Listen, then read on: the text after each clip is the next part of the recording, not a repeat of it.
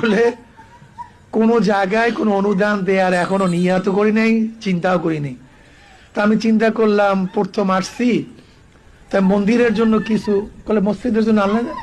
মসজিদ তো প্রায়োরিটি, আমি দিলে গেলে হয়তো মসজিদ হুজুর দিবি, কথা ঠিক না?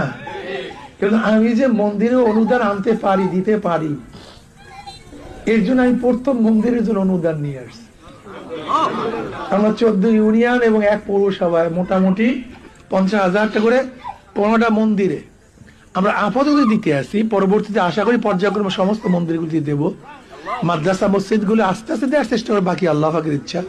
আমাদের দেশে কিছু কিছু এলাকায় মন্দিরের জন্য দান করতে বলে, তা করা যাবে কিনা? ভাই, মন্দিরে আল্লাহর সঙ্গে শিরিক করা হয়। আল্লাহর সঙ্গে শিরিকের কাজে সাহায্য করলে সে মুশরিকদের অন্তর্ভুক্ত হবে, স্পষ্ট কথা।